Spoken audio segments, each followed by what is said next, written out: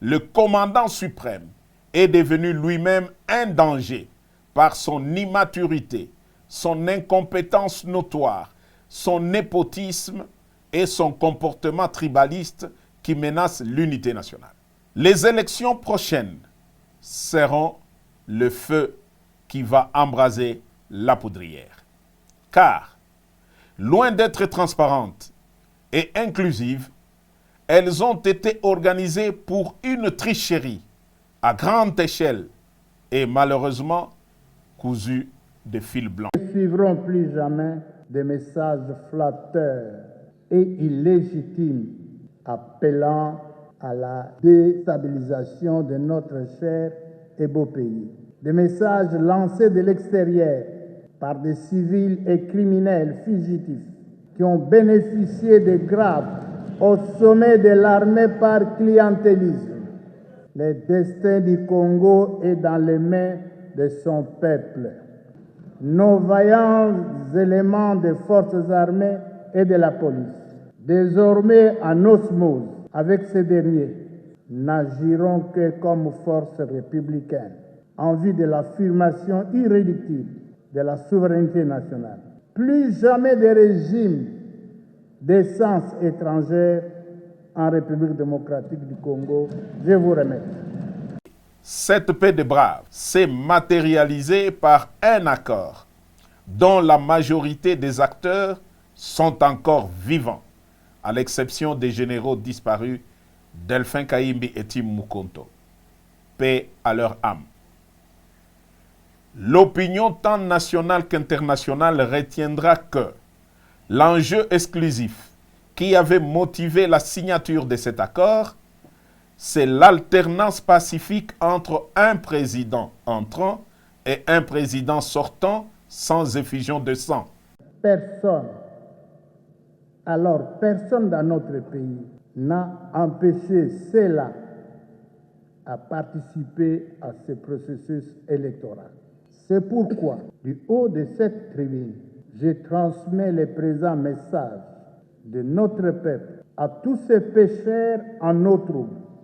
Pendant plus de 20 ans, vous avez pris notre pays et ses ressources en otage, vous partageant terre et biens de la République, entretenant gabegie et dépotisme sans gêne, et c'est dans vos intérêts. Élections de 2018 qui ont consacré une passation pacifique du pouvoir pour la première fois en RDC ont été soumises à un challenge dont l'objectif était la déstabilisation à la libyenne de tous les pays. De menaces, de déstabilisation concoctées par certains d'entre nous contre notre pays, la République démocratique du Congo. Mais avant cela, permettez-moi de rendre un vibrant hommage au président de la République.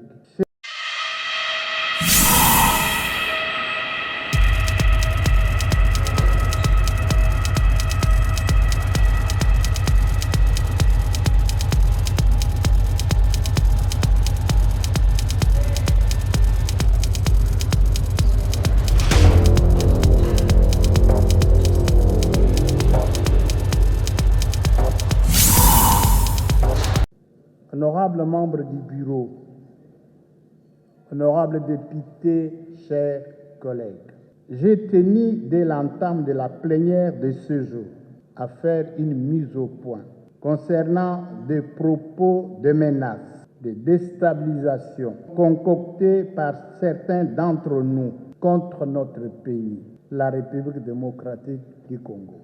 Mais avant cela, permettez-moi de rendre un vibrant hommage au président de la République, chef de l'État et garant du fonctionnement régulier des institutions de la République, son Excellence Félix Antoine Tshisekedi Tshilombo, pour sa bravoure et sa détermination à offrir aux citoyens, dans le strict respect de la Constitution, la possibilité d'exercer leur droit du suffrage Pour toute la première fois, le 20 décembre 2023, se tiendront les élections générales dans notre pays et la démocratie sera entièrement restituée à la base et c'est sur fond propre. Pendant que nous sommes tous préoccupés à accompagner cette volonté ouvertement affichée pour des élections libres, inclusives et transparentes, les ennemis du peuple congolais, politiciens en perte de positionnement, sont concentrés dans leurs officines à Kinshasa et à l'étranger pour relayer des messages contre ce processus dignement mené par la Commission électorale nationale indépendante. Ainsi que nous l'avons eu à le dire plusieurs fois, renoncer à l'exercice d'un droit, c'est aussi un choix, une question de liberté ou une façon de l'exercer d'une certaine autre manière. Personne dans notre pays n'a empêché cela à participer à ce processus électoral. C'est pourquoi, du haut de cette tribune, je transmets le présent message de notre peuple à tous ces pécheurs en eau trouble. Pendant plus de 20 ans, vous avez pris notre pays et ses ressources en otage, vous partageant terre et biens de la République, entretenant gabegie et despotisme sans gêne, et c'est dans vos intérêts personnels d'un petit groupe au détriment de l'ensemble du peuple congolais. Vous n'avez aucune leçon à donner au peuple congolais, ni aucun modèle institutionnel à offrir.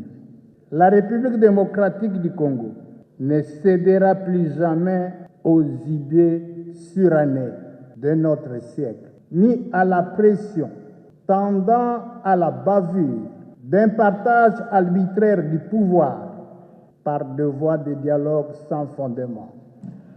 La patience, la tolérance ainsi que l'humilité du président Fachi Beton ne pourrait être pris pour un signe de faiblesse, mais une posture bienveillante pour la patrie. Il ne faut donc pas franchir les limites de ses qualités existentielles, car il peut se transformer en tornade. L'heure est à la consolidation de nos acquis démocratiques et républicains. Nos forces armées et de la police, désormais mieux équipées, requinquées et moralisées par son commandant suprême, elle qui veille jour et nuit pour l'intégrité et la conquête de l'ensemble du territoire de notre pays, n'écouteront ni ne suivront plus jamais des messages flatteurs et illégitimes appelant à la déstabilisation de notre cher et beau pays. Des messages lancés de l'extérieur par des civils et criminels fugitifs qui ont bénéficié de grades au sommet de l'armée par clientélisme. Le destin du Congo est dans les mains de son peuple. Nos vaillants éléments des forces armées et de la police, désormais en osmose avec ces derniers, n'agiront que comme force républicaine en vue de l'affirmation irréductible de la souveraineté nationale. Plus jamais de régime d'essence étrangère en République démocratique du Congo. Je vous remercie.